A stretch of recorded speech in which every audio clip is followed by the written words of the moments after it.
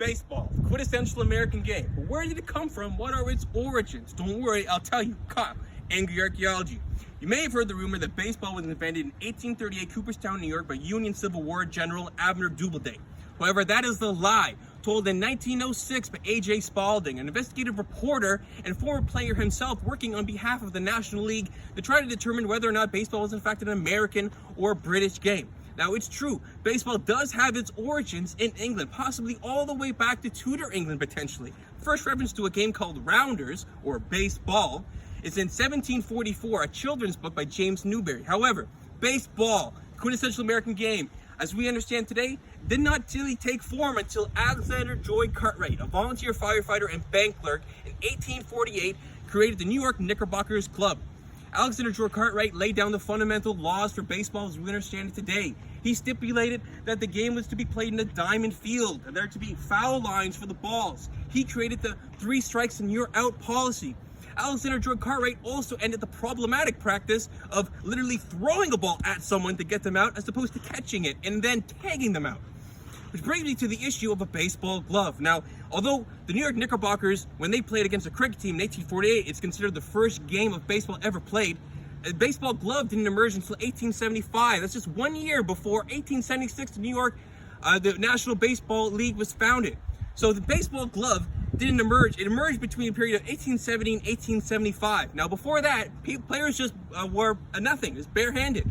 But the first player to wear something, a mitt or a glove on his hand, was Doug Allison, an outfielder, and he was only wearing something on his hand to protect himself so that he didn't injure his hand. The first person to actually wear a webbed glove designed to catch a baseball was Charlie Watts in 1875, an outfielder and first baseman for St. Louis.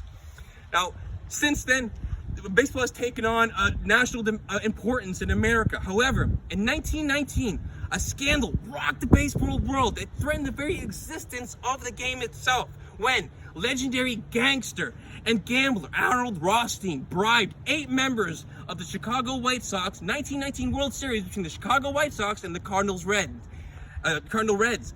This scandal was of unbelievable importance, which almost destroyed the very foundation of the game, because the 8 players that were accused of accepting Arnold Rothstein bribe were some of the most beloved players in baseball history. Shoeless Joe, Claude Lefty Williams, George the Buck Weaver, Eddie Knuckles Quiote. These were beloved baseball players. However, no charges were brought against the 8 players, nor Arnold Rothstein, but a judge determined later in 1920s that all 8 players would be prevented from ever being mentioned in the Baseball Hall of Fame, regardless of what their stats are.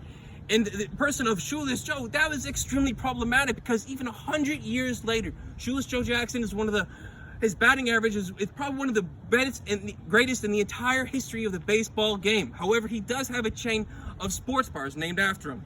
Now, since then, baseball has taken on a great deal of importance for sociologists and historians.